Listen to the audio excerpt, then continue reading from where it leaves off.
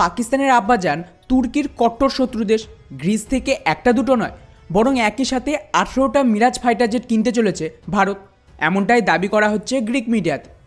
Report অনুযায়ী গ্রিকের যে প্রধানমন্ত্রী উনি ভারতের ভিজিট করবেন, আর মানা হচ্ছে যে এই ভিজিটের দরুন বা তার আগেই এই ডিল ফাইনাল হবে এবং এই ডিলের আন্ডারে গ্রিকের কাছে যে 18টা ফাইটার জেট মজুদ রয়েছে তাকেই ডিসকাউন্টেড প্রাইসে ভারতকে ট্রান্সফার করবে।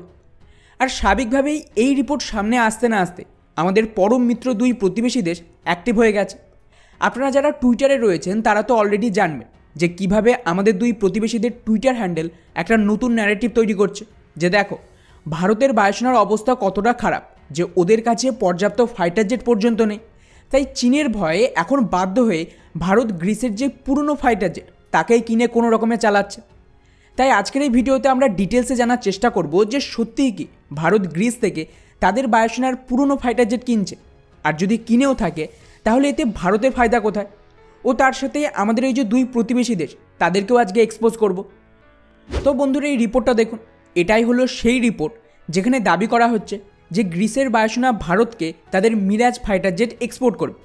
যদিও এই যে মিরাজ ফাইটার জেট এগুলো কিন্তু অলরেডি গ্রিকের বায়ুসেনা রিটায়ার করে দিয়েছে, কেননা ওরা এই মুহূর্তে ফ্রান্সের থেকে নতুন রাফেল ফাইটার জেট কিনছে, আর ওরা একটা বায়ারও খুঁজছিল যাতে করে তাদের এই যে পুরনো বিমান সেগুলিকে বিক্রি করতে পারে। আর এখানেই সামনে আসে ভারত। যাই হোক, এবারে আসি আসল কথায় যে ভারত নতুন বিমান না কিনে এই সমস্ত পুরনো ফাইটার জেট কেন কিনছে। তো বন্ধুরা এর পেছনের যে মেন কারণ সেটা হলো বহু বছর আগে করা একটা ভুল, যখন আমাদের নেতারা বিনা কোনো চিন্তাভাবনা করে ফ্রান্স থেকে একসাথে 3টে স্কোয়াড্রন মিরাজ ফাইটার জেট কিনে নেয়। মুশকিল হলো ফাইটার জেট তো ভালো ছিল, কিন্তু সেই সময় সরকার এটা ভাবেনি যে ভবিষ্যতে আমরা এই বিমান মেনটেন করব কিভাবে। না ভারতের অ্যাসেম্বলি হয় সুখোইয়ের মতন, আর না এর যে স্পেয়ার পার্টস তার অ্যাভেলেবিলিটি ভারতে রয়েছে। ব্যাস এখানেই ভারত ফেসে গেছে। কেননা এখন ফ্রান্স তো এই বিমান বানানো বন্ধ করে দিয়েছে, এমনকি ফ্রান্সের যে কোম্পানিগুলো এই বিমানের স্পেয়ার পার্টস তৈরি করতো তারাও এখন রাফেল আসার পর এই সমস্ত ফেসিলিটি বন্ধ করে দিয়ে রাফেলের জন্য স্পেয়ার পার্টস বানাচ্ছে। ফলে স্বাভাবিকভাবেই এখানে বিপদে পড়ে গেছে ভারত। আমাদের কাছে যে মিরাজ ফাইটার জেট রয়েছে সেটা ধরে নিন যে আরও 6 থেকে 7 বছর তো চলবে, মানে 2030-এর আশেপাশে এর লাইফ শেষ হবে। এখন প্রশ্ন দাঁড়াচ্ছে যে বিনা স্পেয়ার পার্টসের সাহায্য ছাড়া ভারত এই ফাইটার জেট চালাবে কী করে, তাও আবার এমন একটা ফাইটার জেট যেটা এতটাই গুরুত্বপূর্ণ যা দিয়ে আমাদের বায়ুসেনা কিছু বছর আগে পাকিস্তানের ভেতরে ঢুকে এয়ার স্ট্রাইক পর্যন্ত করে এসেছে। আর শুধু তাই নয়, 2021 সালের রিপোর্ট অনুযায়ী এই যে 51টা মিরাজ ফাইটার জেট ভারতের কাছে রয়েছে তার আপগ্রেড করার জন্য কিন্তু 2011 সালে ফ্রান্সের সাথে ভারতের একটা ডিলও হয়, কিন্তু আজ পর্যন্ত কেবলমাত্র 50 থেকে 60% মিরাজ এখানে আপগ্রেড হয়েছে। কেননা এই আপগ্রেডের জন্য যে পর্যাপ্ত স্পেয়ার পার্টস দরকার সেটাই পাওয়া যাচ্ছে না।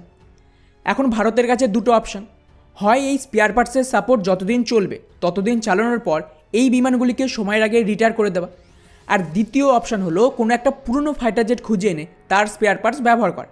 আর ভারত দ্বিতীয় অপশান চুজ করেছে।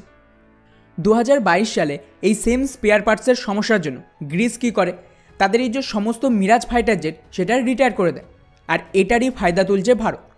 এই সমস্ত বিমান ভারত এখন খুবই কম দামে পেয়ে যাবে, ফলে যদি এগুলি কেনা যায় তাহলে এই বিমানগুলিকে ব্যবহার করে আমাদের বায়ুসেনার যে 51টা মিরাজ যুদ্ধ বিমান রয়েছে তাতে ব্যবহার করা যাবে আগামী 7 বছর। আর এই কারণেই ভারত এই ফাইটার জেট কিনতে চাইছে। হ্যাঁ, এটাও ঠিক যে গ্রিক মিডিয়ার দাবি তাদের কাছে যে মিরাজ বিমান রয়েছে ওগুলোর এয়ারফ্রেম এখনও ঠিক আছে, ফলে স্বাভাবিকভাবেই ওগুলিকে ফাইটার জেট হিসেবে অপারেট করা সম্ভব। ফলে স্বাভাবিকভাবে ভারতের কাছে এখন দুটো অপশান আছে। প্রথমতই 18টা বিমানের মধ্যে যেগুলিকে অপারেট করা সম্ভব তাকে আপগ্রেড করে আমাদের বায়ুসেনাতে ইন্ডাক্ট করা, আর দ্বিতীয়ত এগুলিকে খুলে স্পেয়ার পার্টস হিসেবে ব্যবহার করা। যদি ভারত এই বিমানকে পুনরায় ভারতীয় সেনাবাহিনীতে সামিল করতে চায় তাহলে ডেফিনেটলি এক তো এগুলি আপগ্রেডের খরচ লাগবে, তার উপর এই বিমানেও সেই স্পেয়ার পার্টসের সমস্যা তো থাকছে, বা বলা ভালো সমস্যা আরও বেড়ে যাবে, তখন নতুন স্পেয়ার পার্টস কোথা থেকে আসবে। ফলে আমার ধারণা যে ওভারঅল ভারতীয় বায়ুসেনা এই ধরনের ভুল করবে না, বরং এই যে 18টা বিমানকে কেনা হবে একেই স্পেয়ার পার্টসের জন্য ব্যবহার করা হবে, নাকি বায়ুসেনার সংখ্যা বাড়াতে। যাই হোক, এবারে আসে আমাদের প্রতিবেশীদের কথায়।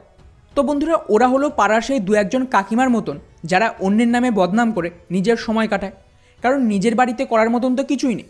এখানেও তাই হচ্ছে। এক প্রতিবেশী তো অলরেডি ভিখারি হয়েই গেছে, আর দ্বিতীয় প্রতিবেশীদের মহাকাশ গবেষণা চালায় কৃষিবিদরা। তো তাদের থেকে আপনারা কী আশা করতে পারেন যে ওদের বুদ্ধির লেভেল কতটা। ভারতের গ্রোথ দেখে ওরা যে জ্বলবে আর লুচির মতন ফুলবে, এটাই স্বাভাবিক।